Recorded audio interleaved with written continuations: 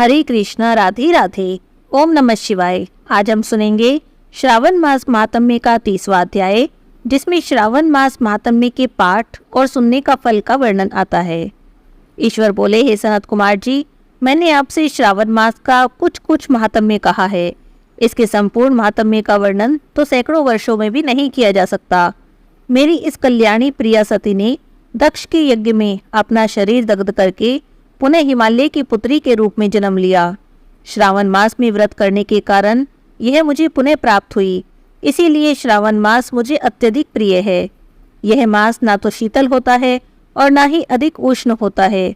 राजा को चाहिए कि श्रावण मास में श्रोताग्नि से निर्मित श्वेत भस्म से अपने संपूर्ण शरीर को उद्धूलित करके जल से आर्द्र भस्म के द्वारा मस्तक, वक्ष स्थल, नाभि, दोनों बाहों, दोनों कोहनी, दोनों कलाई, कंठ, सिर और पीठ, इन 12 स्थानों में त्रिपुंड धारण करें। शरीर में 108 रुद्राक्ष धारण करें।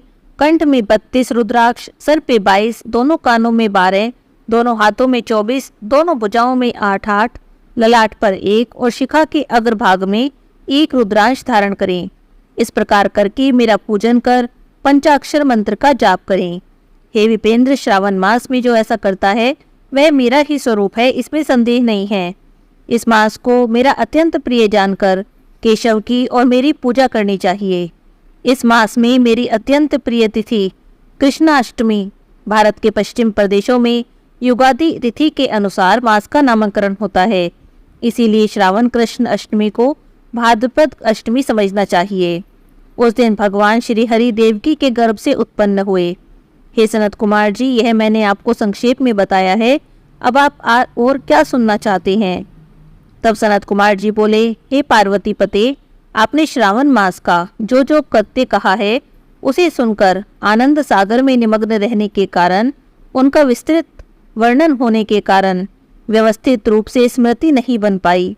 अतः हे नाथ, अब आप क्रम से सबको यथार्थ रूप से बताइए। सावधानी से सुनकर मैं भक्ति पूर्वक उन्हें धारण करूंगा। ईश्वर बोले, हे सनत कुमार जी, श्रावण मास की शुभ अनुकर्मणिका को आप सावधान होकर सुनिए। सर्वप्रथम शौनक का प्रश्न, तत्पश्चात सूत जी का उत्तर। श्रोता के गुण, आपके प्रश्न, श्रावण की व्युत्पत्ति, उसकी स्तुति, पुनः हे मुने आपके विस्तृत प्रश्न, इसके बाद नाम कथन सहित आपके द्वारा की गई मेरी स्तुति, फिर कर्म के उद्देश्य पूर्ण मेरा उत्तर और पुनः आपका विशेष प्रश्न। उसके बाद नक्षत्र व्रत की विधि, रुद्राभिषेक का कथन, उसके बाद लक्ष्य पूजा की विधि, दीपदान, किसी प्रिय वस्तु का परित्याग, पुनः रुद्राभिषेक करने और पंचामृत ग्रहण करने से प्राप्त होने वाला फल। इसके बाद पृथ्वी पर शयन और मौन व्रत धारण करने का फल। इसके बाद मासोपवास में धारण पारण विधि और इसके बाद सोमाख्यान में लक्ष्य रुद्रवर्ती विधि, पुनः कोटिलिंग विधान और उसके बाद अनोदन नाम का व्रत कहा गया।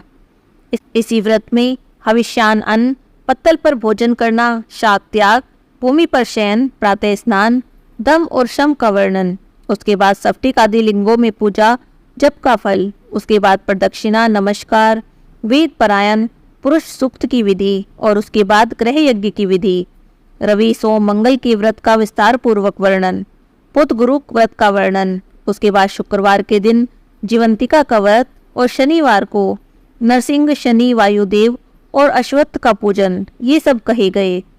इसके बाद रोटक नाम का महात्म्य, औदुंबर व्रत, स्वर्ण गौरी व्रत, दूर्वा गणपति व्रत, पंचमी तिथि में नाग व्रत, षष्ठी तिथि में सुपोधन व्रत और शीतला सप्तमी व्रत, देवी का पवित्रारोपण और इसके बाद दुर्गा कुमारी की पूजा, आशा व्रत और उसके बाद दोनों एकादशियों का व्रत, पुनः श्री हरि का पवित्रारोपण, त्रयोदशी तिथि को कामदेव की पूजा और उसके बाद शिवजी का पवित्रक धारण और पुनः उपाकर्म, उत्सर्जन और श्रवणाकर्म, इस सब का वर्णन किया गया।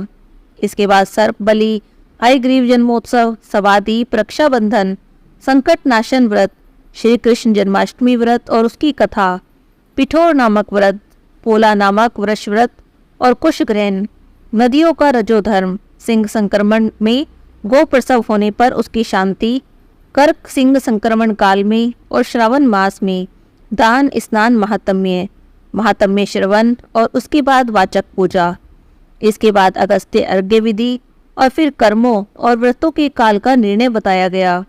जो श्रावण मास महात्म्य का पाठ करता है अथवा इसे सुनता है वह इस मास में किए गए व्रत का फल प्राप्त करता है। हे सनत कुमार जी, आप इस शुभ अनुक्रम को अपने हृदय में धारण कीजिए। जो इस अध्याय को और श्रावण मास के महात्म्य को सुनता है वह उस फल को प्राप्त करता है जो फल सभी व्रतों का होता है।